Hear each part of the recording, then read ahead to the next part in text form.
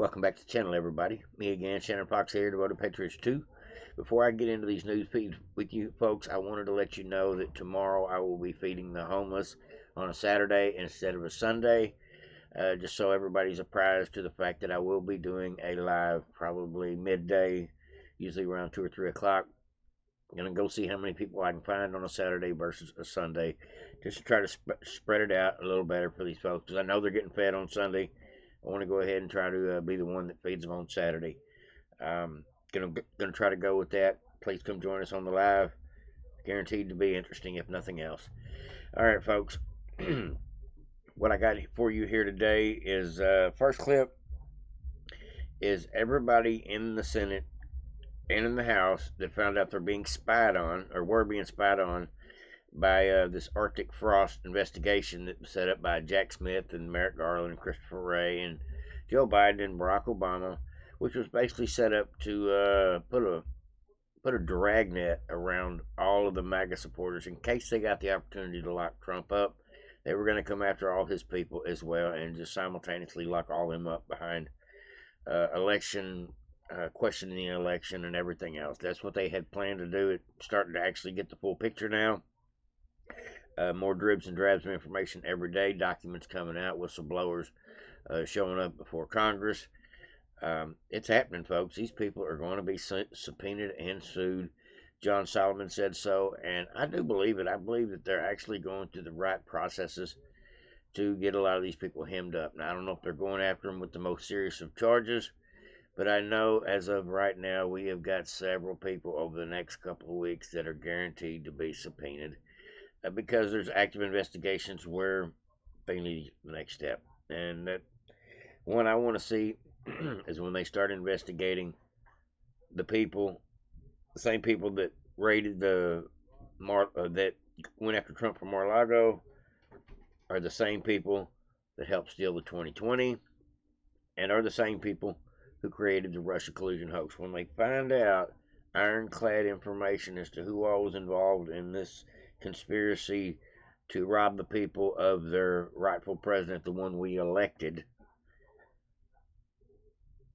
we're gonna have a huge opportunity to throw conspiracy to rob us of our rights, to rob Trump of his rights, civil liberties and things. And so they're not just going to get sued.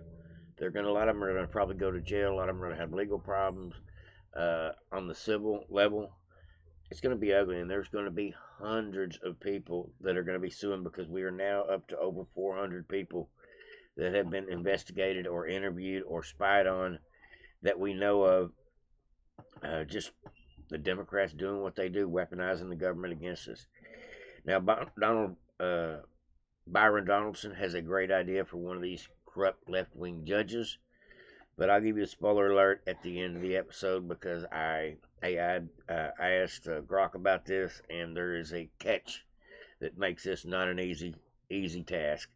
But first, we'll get into it. What I'm talking about is Bossberg and so many of these corrupt judges that are giving Trump hell for everything from trying to kick people out of the country to just everything you can imagine. They're suing Trump on. They're probably going to try to sue him to prevent him from tearing up the White House and rebuilding the White House. They're probably going to try to stop his building permits at this point to rebuild the White House, the East Wing.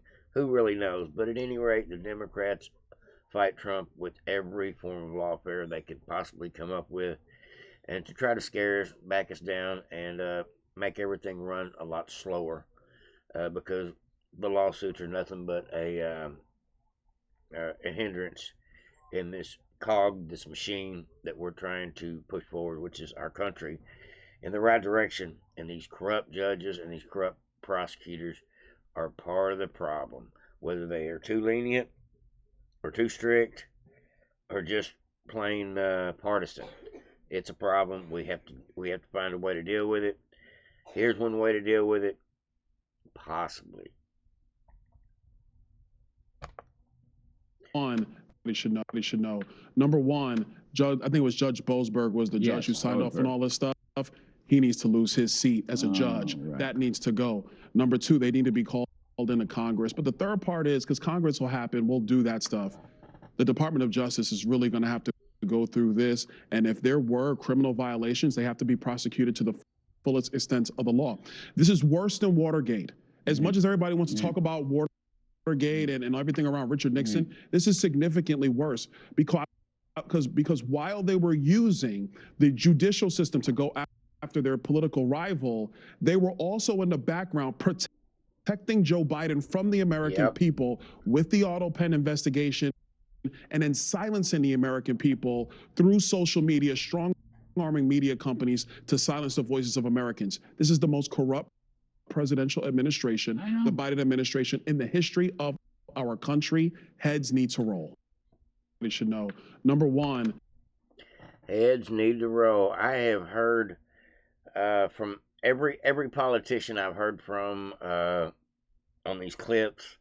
I'm talking about James Comer and Ted Cruz and Jim Jordan, even some of the ones that you hardly ever hear from, are all calling, like Trump, calling for accountability. We're all asking for it. We all want it at this point.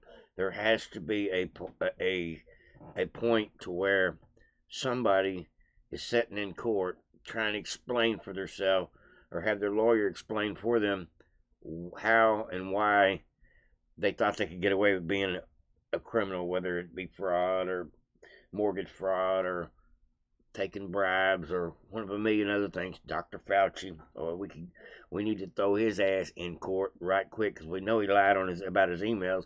We know he lied about his income. He lied about so many things, and he's been caught. There are so many transcripts from Congress interviewing people over the last 2 years that are criminals. And the mantra is, these people got to pay. These people got to pay, and that is just the facts of the matter. Now, one fact about this situation that they can do, it only takes a House majority to impeach a judge, right? And then it kicks over to the Senate. So they could get it done, theoretically, no problem. No problem. But here's the next one. Here's the next one, though. They have to get a 2/3 majority in the Senate, and they're not going to get a 2/3 majority in the Senate. It's just not going to happen that way. That means 66 votes. They're never going to get 13 Democrats to agree to anything involving going after a corrupt judge. So impeaching these judges, as good as it sounds, as much traction as it will get to expose how rotten they are, we're never going to get to 66 or 67 votes in the House or in the Senate to get one of these people out of there. So this is maybe just a moot point, but I just want to put it out there that it sounds good, but in reality, probably not feasible. Why aren't they telling us this? Why didn't Byron Donalds explain that? Now, if y'all don't know who Bossberg was, he has done a half a dozen things already to try to stop Trump from doing his job, and he's just like one of the many other left-wing judges that are just so partisan with their rulings. It's unbelievable. Now, this here, Joe Rogan went on, or Elon Musk went on Joe Rogan's show, and several great clips running across the X right now about it, about some of the conversations he had. But I thought this one here was not just one of the most viral, but one of the ones that was most important. It says, if you watch one thing today, let it be this. Elon Musk goes on Joe Rogan and tears the mask off, exposing exactly what the Democrats are, why the Democrats are prolonging the shutdown. And let me scroll down a little bit, folks. He lays it out. Not kidding here. Here we go. Let's see if I can get my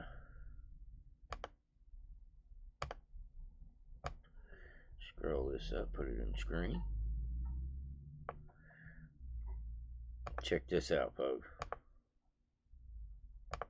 reason you have the standoff is because if the hundreds of billions of dollars to create a financial incentive to have this giant magnet to attract illegals from every part of Earth to these states, if that is turned off, the illegals will leave because they're no longer being paid to come to the United States and stay here. Wow.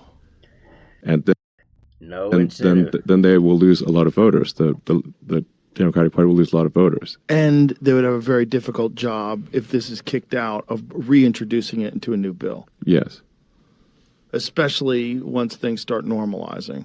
Yes. So, in a nutshell, the Democratic Party wants to destroy democracy by importing voters, and the Republican Party disagrees with that. And the ruse is that if you don't accept what they're doing, then you're a threat to democracy. Yes. As they try to destroy democracy. Yes. By importing voters. That is literally what they're doing. People to only vote for them and overwhelming the system. Yes. And by the way, it's a strategy that, if allowed to work, would work. And in fact, has worked. California is supermajority Democrat. Yeah. And there's so much gerrymandering that occurs. It's crazy. So, what he's saying, we all remember what happened in the 2020, and they won't be allowed to get away with that again. We all know that they have been coddling the black vote for the better part of at least 50 years, and now they've lost a good part of it. And so the Democrat Party decided to try to rustle up the transgender vote, and they know that there's just not enough numbers there to appease what they need. There's not enough transgenders to make a difference in the voting block. And so trying to appease those people appeases a class of people that is okay with that lifestyle.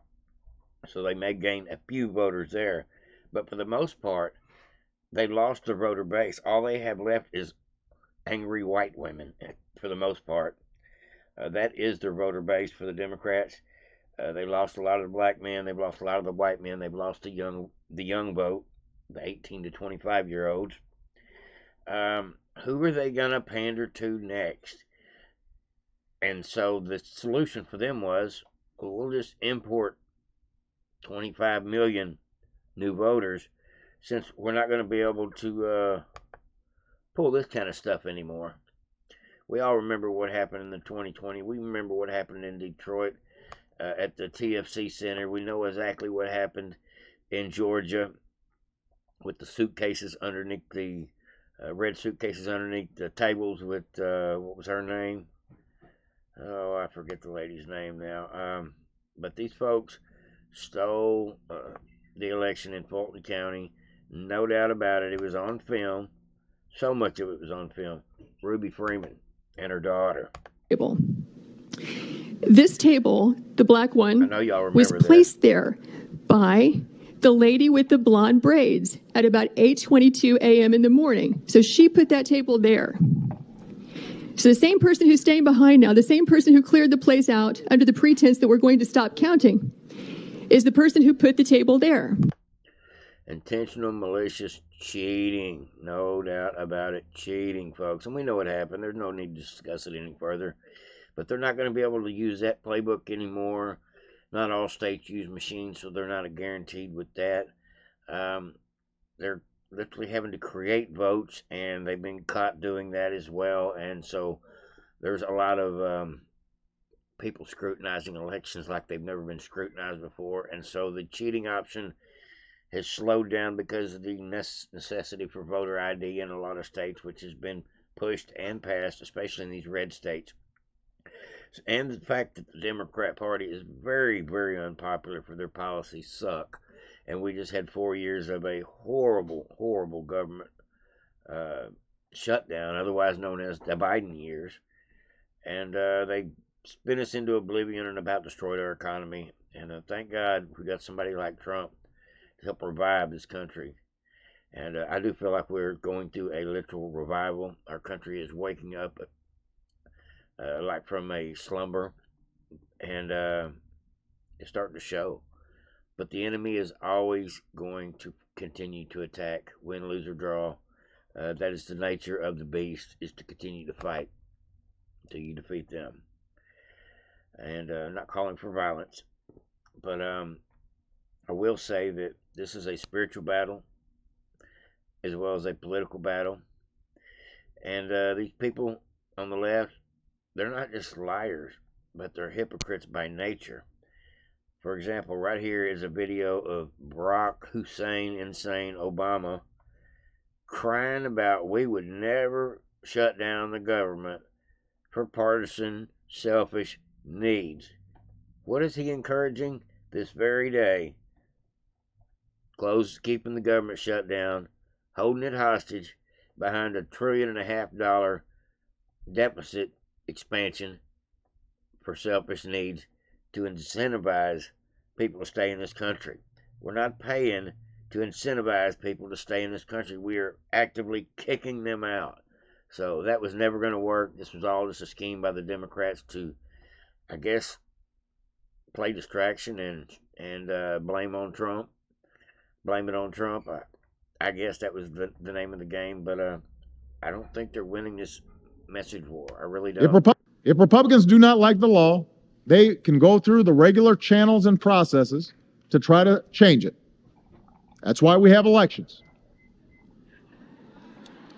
So they can go through the normal processes and procedures of a democracy, but you do not threaten the full faith and credit of the United States of America. Shutting down the government just because you don't like a law that was passed, I have to say, no Congress before this one has ever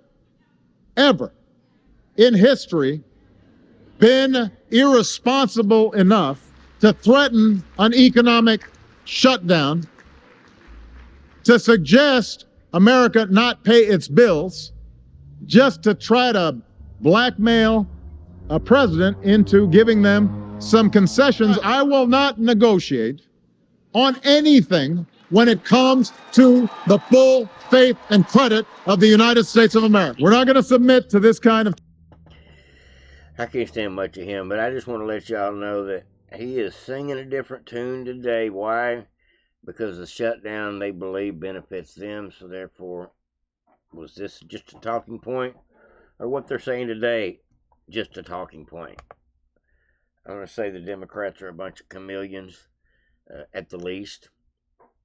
Sheep in wolf's clothing. Now, speaking about sheeps in wolf's clothing, or maybe just compromised sheep, I don't know which would be the better explanation. I just assume he's a traitor. Now, I'm talking about Mike Pence. You know, there's a lot of fun facts about Mike Pence that most people probably don't know. Mike Pence has rarely sided with Trump while he was vice president, including over the January 6th thing as soon as it went sour. He was also one of the few people that was never spied on by Jack Smith, by Mueller, by Christopher Wray. He is one of the people that was off the radar from the get-go. Since Pence wasn't interviewed by Mueller's special counsel, wasn't spied on by Jack Smith, tells you everything you need to know about Mike Pence, and I agree with this wholeheartedly. He was part of the problem. He was in Trump's ear telling Trump, hey, Bill Barr's a great guy. Hey, Mike Pompeo, he'll be your friend. Hey, John Bolton's not too bad either. All three of these guys, bad actors, maliciously neutered Trump in his first term from being able to do what he's doing in this term, actually making things happen.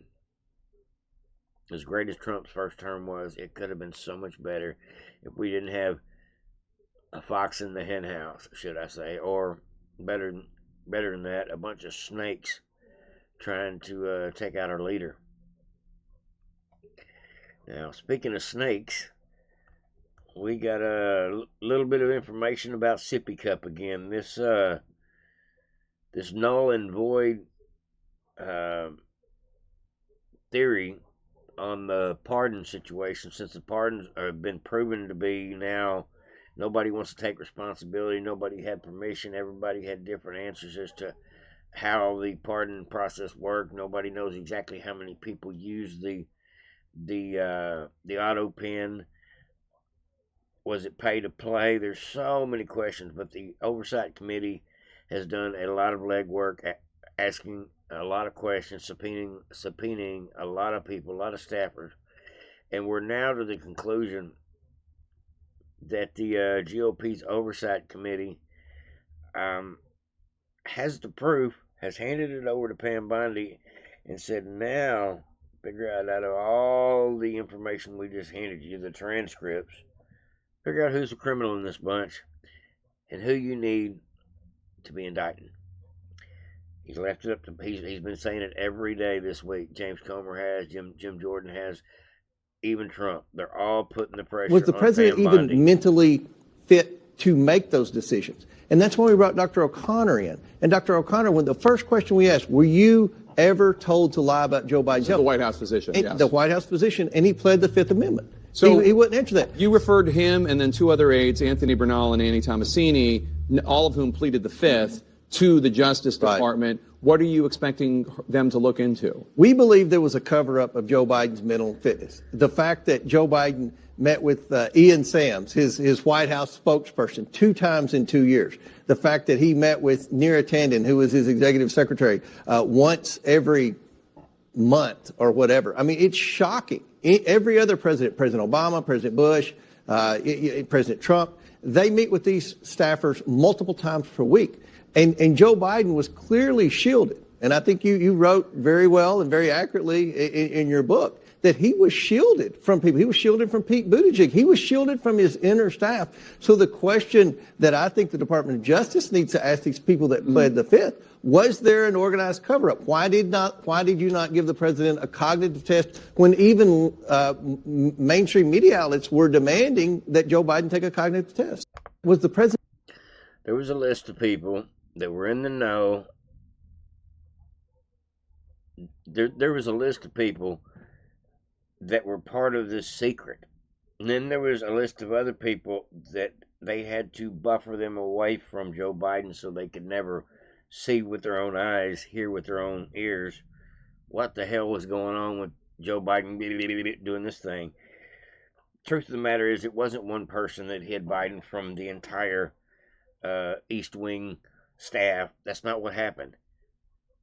It was an active cover-up by several people. Everybody that walked in the room when Biden was crapping himself or something probably got promised great things to keep their mouth shut until Joe wins in 2024, because at that point, that was the plan. And I believe there was an active information censorship campaign going on between staffers and even his own executive branch. I believe people like Ron Klain, people you don't hear a whole lot about, were in the know as to who gets to see Joe Biden today and who doesn't.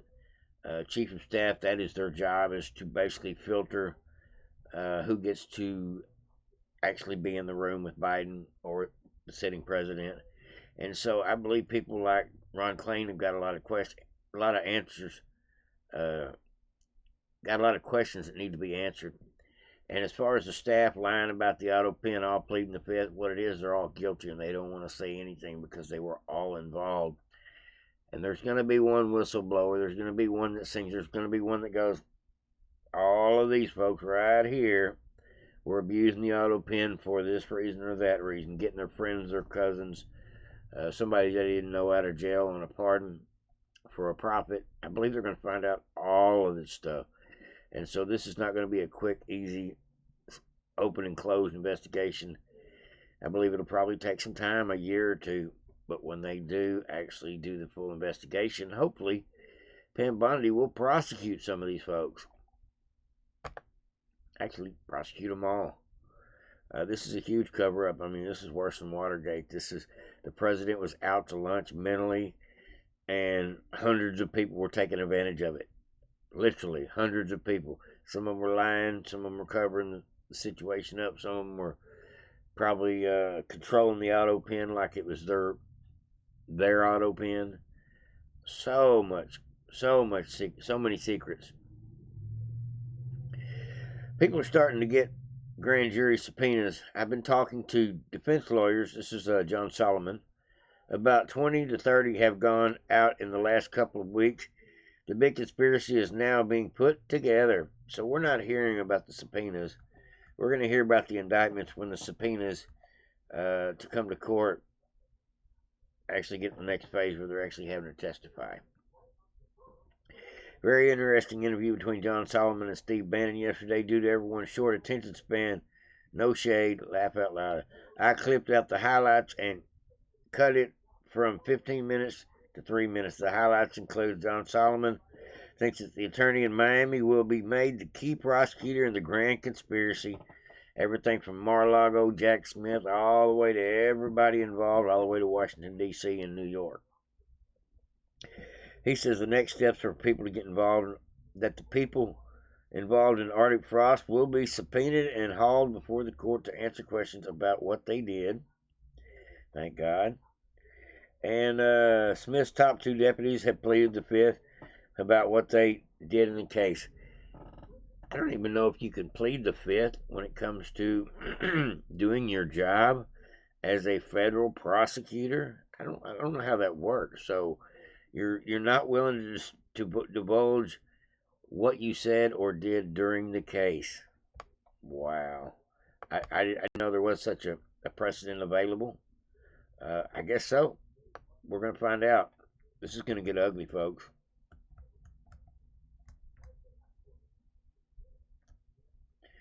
All right, folks, bear with me. I'm fighting with the scroll button. Sure sounds like grand conspiracy to me. Starting to get some legs and people are going to be held accountable.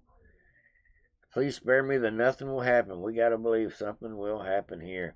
It's probably going to be next year before we actually start seeing people indicted on these charges because they're still in the investigative stages of asking questions and putting together the facts and building cases. There is a real turning in for it. I think the big thing that's going to happen, Steve, I think the U.S. attorney in Miami is going to be made the key prosecutor, and this whole case is going to move down. And Jack Smith's final actions in Florida are going to move the case to Florida, and then we're going to go all the way back to maybe as early as 2014 in the IRS and look at this as one large grand conspiracy case to misuse the power of the FBI and the Justice Department to go after MAGA Nation. This is a MAGA dragnet. That's what you see here. And one FBI official I talked to today said what they did, they took a boat into the ocean and they were towing to find any license plate they could tag on Donald Trump's car. They were simply looking for anything. You don't do criminal investigations that way. You have to have a reason to look at Americans. That didn't happen here, according to the people who've reviewed this evidence. Where is this investigation going to go, and what are the next, you believe, major reveals we're going to see? I think some of the people who were part of Arctic Frost are going to get both congressional and grand jury subpoenas. People will be hauled before the court and forced to answer. And I want to remind people something that Jim Jordan said on our show last night. Jack Smith's 2 top deputies have taken the Fifth Amendment, prosecutors have taken the Fifth Amendment about what they did in this case. What does that mean? They think they may have engaged in criminality. You can't take the Fifth Amendment if you don't think you have criminal liability. That is a stunning thing. We don't normally see prosecutors and FBI agents saying, I'm taking the Fifth. You know something serious is here. And I think what's going on now is that people are starting to get grand jury subpoenas. I've been talking to defense lawyers. There was about 20 or 30 that have gone out in the last couple of weeks. The big conspiracy is now being put together. Now, whether a grand jury indicts, whether you get convictions, we'll see. But they're looking at a decade as one criminal machine, that the Comey, Garland, Jack Smith era was an ongoing criminal enterprise like a mob or mafia or drug kingpin. And the crimes were violating innocent American civil liberties to try to score a political score in politics. That is so extraordinary. I don't think I ever would have uttered those words, ever thought I would utter those words as a journalist. That's what went on here. All right, listen, Jack Smith is at the origins of the IRS case. There are emails between him and Lois Lerner that we focused on and some other people in the Justice Department. That same group carries all the way through the raid at Mar-a-Lago. The prosecution's up to 24. I think they're going to look at that as, hey, this was an effort to drain Republicans of money and reputation, maybe put some in prison to make sure that the populist movement that Donald Trump was building across America could be side-railed. They failed, and now because they failed, and we now have people like Kash Patel and Pam Bondi turning this evidence up, I think people could end up going to prison for this. I think we're moving towards that direction. And the evidence is really strong. I mean, I had career FBI agents, very non-political look at this last night, like, my God, I've never seen anything like this in my life. What are we doing? This isn't FBI work. This is political opposition work. When people who wore the badge for 40 years start saying that about their old agency, you know something bad is rotten in Denmark. I agree. And there has to be accountability. There has to be accountability. No two ways about it. Clowns like this need to go to jail. Nobody is safe. Nobody escapes this. Nobody gets a free pass. Nobody walks away from this. Nobody is above the law. Not anymore. My favorite meme of the day right there. I'm going to pray for justice, folks. I'm going to pray for justice from this point forward. We don't want revenge. We want restitution. We want retribution. Now, it's no secret Trump went to Japan and had a great time. Went to several countries over there, made his rounds. They crowned him like a king, maybe the best troll ever. Give him a golden crown. But it's no doubt that Trump is not just loved in America. Trump is the William Wallace, the Braveheart for a lot of people in a lot of these countries, including Japan. They look at him as the great white hope, I guess. I don't know. Maybe that's not the right way to put it, but they see Trump as a beacon and a representation of freedom. Everybody wants to be able to say, we got freedom, we fought for it, we earned it, it's ours, we respect it, we appreciate it, and we love our country because our representative government does everything they can to ensure that it goes that way. Everybody wants what America's got, especially under Donald Trump's presidency.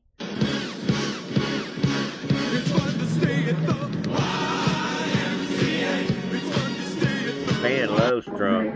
America wealthy again.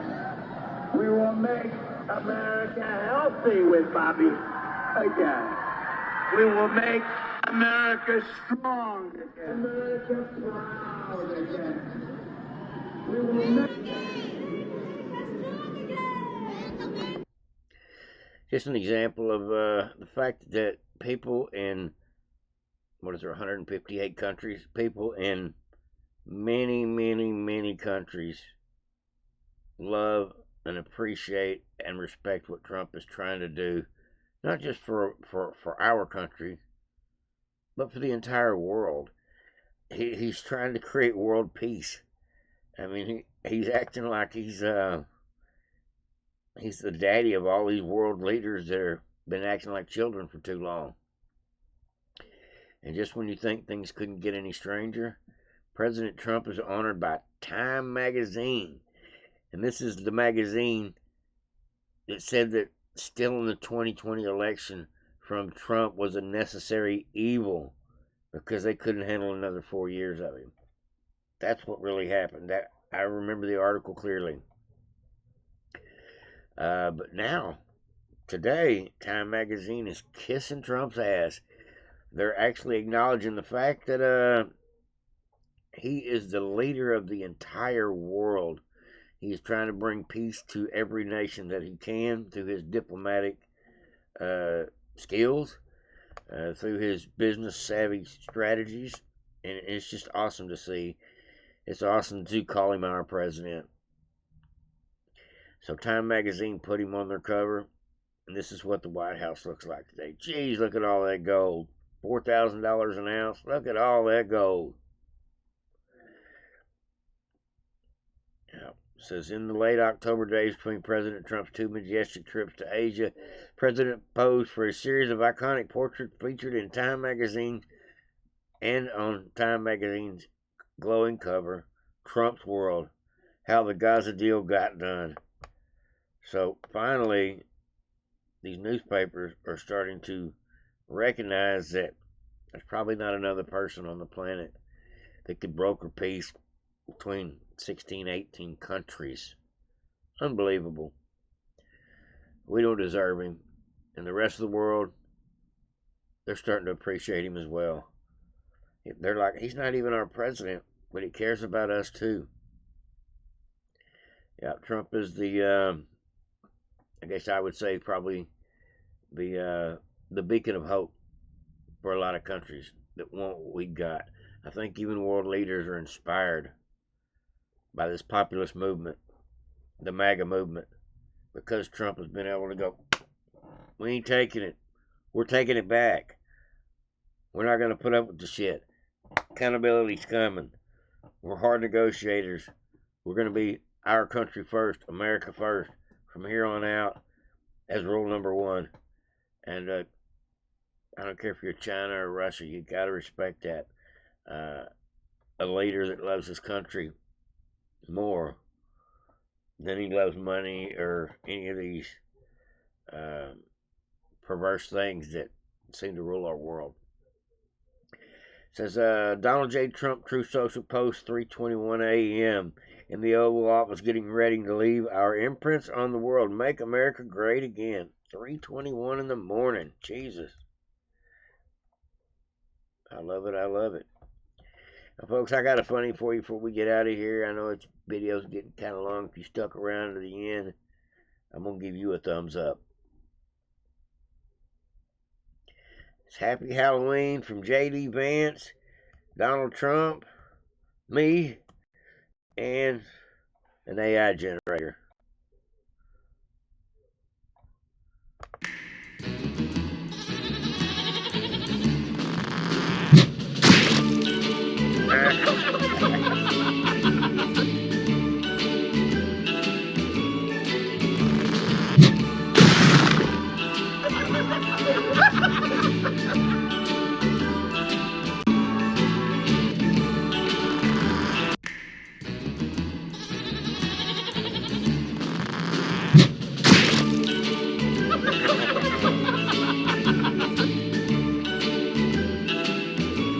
There's our king.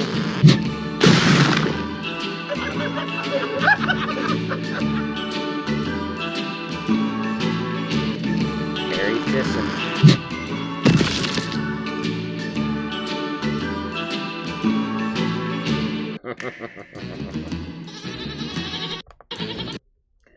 Too funny. That's what I got for you today, folks. Hopefully everybody's having an enjoyable weekend. Like, subscribe, and share, and hope to see you tomorrow on the live feed out there feeding the homeless. Hand-to-mouth ministries right here, making it happen each and every week, starting Saturdays from now on. I believe that's the ticket. Over and out, folks. Have a good one.